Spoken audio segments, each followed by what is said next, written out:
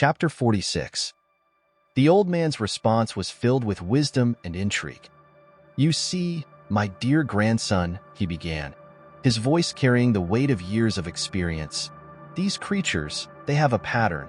They move through the world in a way that becomes predictable over time. It's as if they have a daily routine, and once you understand it, you can anticipate their every move." Adelmo listened intently, his mind racing with the possibilities. He had always known there was something different about him, something that set him apart from others. And now, with his newfound ability, he realized that he had the power to see through the veil of their predictable actions. As the conversation continued, Adelmo couldn't help but share his recent strange encounter. "Grandfather," he said, his voice tinged with confusion, "last night, I was knocked unconscious, and when I woke up, I was in a different room. It was as if someone had moved me while I was out. But why would they do that? And why in Dracula's castle?"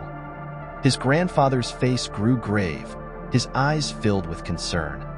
"Dracula's castle, my boy," he whispered, "is a place of darkness and danger. It is where the vampires gather, where they hold their secret meetings under the cover of night. You were lucky to escape with your life, but I fear there may be more to this than meets the eye." Adelmo's confusion deepened, his mind swirling with questions. "But if they fear us, why didn't they just kill me? Why imprison me instead?" he asked, his voice trembling with a mix of fear and curiosity. His grandfather's gaze turned solemn, his voice filled with a hint of sadness. "My dear boy," he replied, "the vampires, they are cunning and strategic.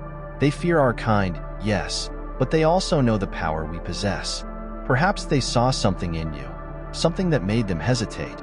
Imprisonment may be their way of keeping you close, of studying you, of understanding the extent of your abilities. We must tread carefully, for the dangers that lie within Dracula's castle are far greater than we can imagine." Unsure of how to respond, Adelmo's grandfather pondered the question. He considered the possibility that one of the peculiar vampires they had encountered earlier might be responsible for imprisoning Adelmo. However, he couldn't be certain and suggested that perhaps it was done to protect him rather than to trap him. This idea lingered in his mind, leaving him with a sense of uncertainty. Adelmo, on the other hand, couldn't shake off the need to investigate further. He felt compelled to return to the eerie locations, especially at night when there were no tours. This would not only provide him with an opportunity to search for clues, but also to discover who had saved him from the clutches of the other vampires. Grateful for his grandfather's input, Adelmo expressed his intention to explore more of these mysterious places. He believed that by immersing himself in the surroundings, he would gain a better understanding of the enigma that surrounded him. However, his grandfather, concerned for his safety, warned him against returning to the castle at night. Despite knowing that Adelmo would likely disregard his advice, he urged him to exercise caution. Adelmo acknowledged his grandfather's concern, but deep down, he knew he would venture into the dangerous territory anyway. The thirst for truth burned within him, compelling him to take the risk. With determination in his eyes, Adelmo assured his grandfather that he appreciated his concern.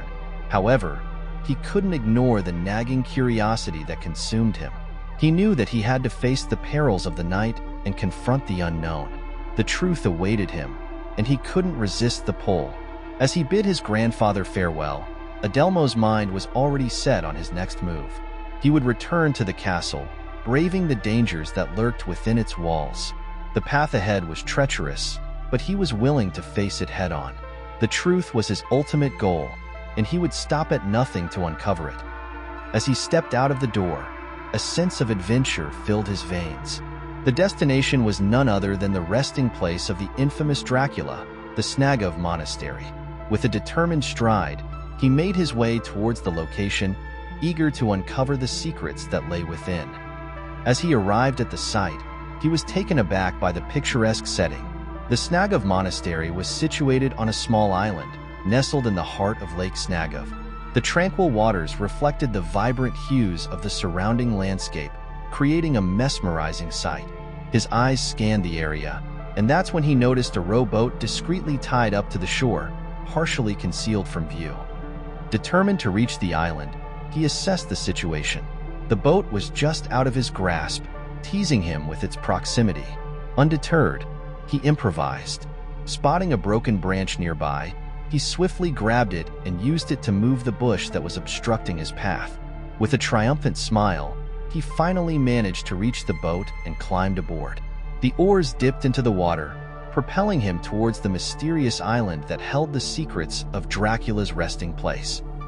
As he approached the island, a sense of awe washed over him. The Snagov Monastery stood proudly, its architectural beauty captivating his gaze. The centuries-old structure exuded an air of mystery and history, beckoning him to explore its depths. Unable to resist, he reached for his camera and captured the moment, wanting to preserve the memory of this extraordinary encounter. With each click of the shutter, he immortalized the grandeur of the monastery, knowing that this adventure would forever be etched in his mind. As he cautiously approached the area where Dracula's tomb lay, a sense of trepidation washed over him. The air was heavy with an eerie silence, broken only by the sound of his own footsteps echoing through the dimly lit corridor. As he neared the tomb, he couldn't help but notice the peculiar handprints smeared on the walls, as if someone had desperately clawed their way out of the coffin's confines.